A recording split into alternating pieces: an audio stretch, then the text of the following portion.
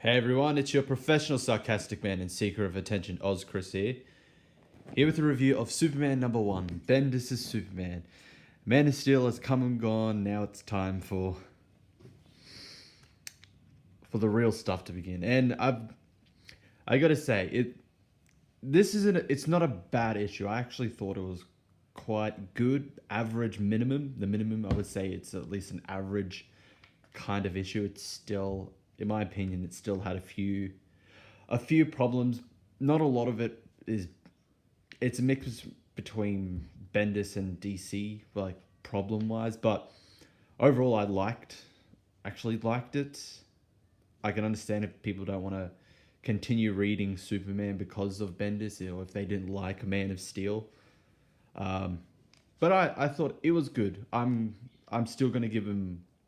You got your one story arc on both of your series, Bendis, on Superman and Action Comics, but we start off and it's just a quick just recap of it's a quick recap of like who Superman is, then the events of Man of Steel. So it starts off. Superman has lost the communicator that he has to contact Lois and John to make sure, like, if everything's safe, or it turns out everything with Jor-El was actually a lie, it was a trick. One would think so, considering the fact that until it's addressed, Oz effect for some reason doesn't happen. I know Bendis will address this apparently in this story, in Superman, in this story arc, but until then, like, of course, but the main thing is, while as much as he wants to make sure that Lois and John are alright, he has a duty to Earth to mainly just protect Metropolis while they're gone. Although the thing is, like Superman, you're in the Justice League. I'm pretty sure any of them, or pretty much any superhero, would be willing to, protect Metropolis, protect Earth while you're gone. You're not the only superhero. You have heaps of friends that are willing to take care of everything while you search for your family, essentially. They're going to understand you miss your family, you're worried. You have no way of contacting them. Go look for them. But it's mainly because he needs to keep up the Clark Kent masquerade of everything is all right. So the thing they started in was it DC Nation #0? Like, he's trying to keep up this masquerade that Lois has just decided to leave the Daily Planet and just do something else, and taken John with him, and everyone's just theorizing like, oh, did Lois and Superman break up or something, or divorce? But the dialogue with John it's a bit iffy. I much preferred how Tomasi wrote John. With Bendis, it just seems like, oh, he's a kid. How do kids act? How do kids, what would John say? And it just seems to be regular, just kind of kid stuff. I know the fact that he is a kid, it isn't terrible, but I much preferred, since Tomasi was the one that's written the character. He's also writing him in Super Sons as well, and the upcoming new, like, the adventures of Super Sons. I much preferred how Tomasi wrote John compared to Bendis. Superman, I think Bendis has the basics to how to write Superman. It's not a huge contrast to how Superman was previously written. It's just, I still much prefer the Tomasi Jurgens Superman. But back to this actual story. Superman decides to make a new Fortress of Solitude, and they give before I get to that, somebody pointed this out. The Fortress of Solitude has been destroyed before, and it's just been rebuilt. So for Superman, suddenly decide, like, after all the times that the fortress has been destroyed, just to decide, I'll just go make a new one in the Bermuda Triangle of all places. Um, I understand why. It's where my main assumption is like he doesn't want to be reminded that kind of another failure of his, Candor and all of its people being killed, destroyed. So I'm going to assume that it doesn't just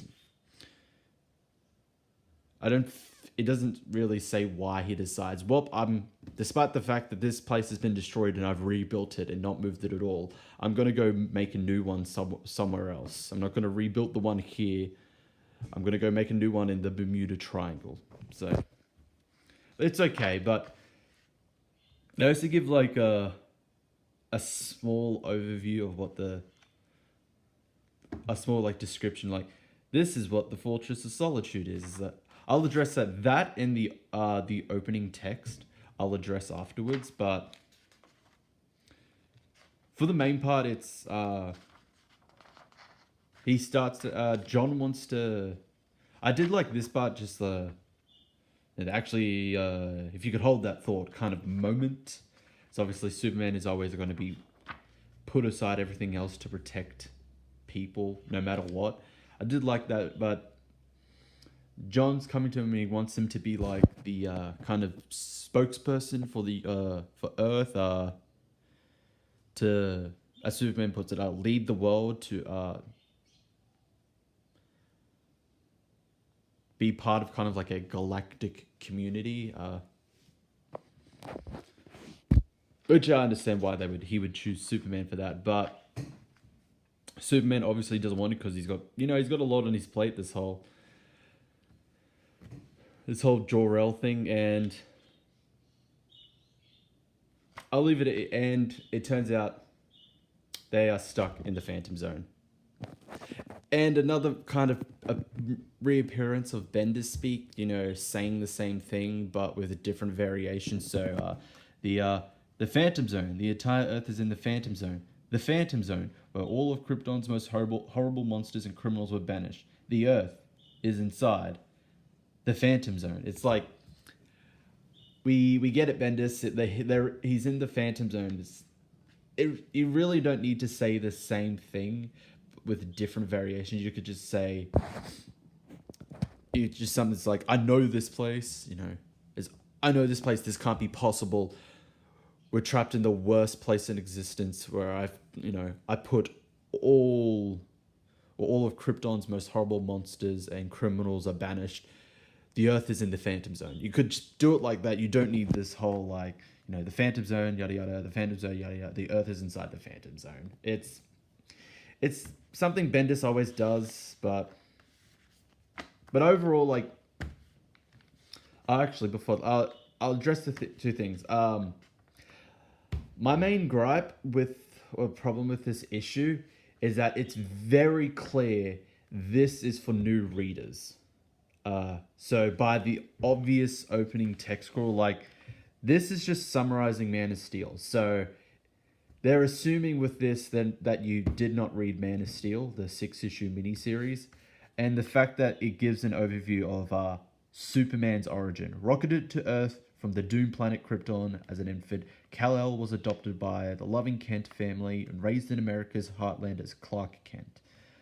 Using his immense solar field powers, he became Superman to defend humankind against all manner of threats while championing truth, justice, and the American way. Very clear that this is targeted for new readers. Because the thing is, this is supposed to be continuing from Man of Steel. Man of Steel did not complete all of its plot threads.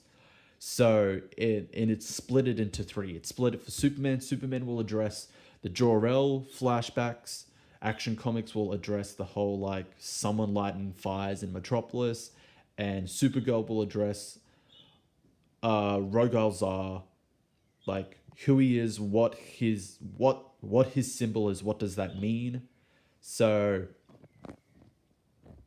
Obviously, with that thing, and then recapping what Man of Steel was, it's very clear with it being a new number one, this is more geared to new readers. And also with the same thing with the Fortress of Solitude, it's Superman has a new Fortress of Solitude, formed with Kryptonian crystal technology, created light years from the Earth and its yellow sun. The Fortress of Solitude offers Superman a unique place of solace and meditation.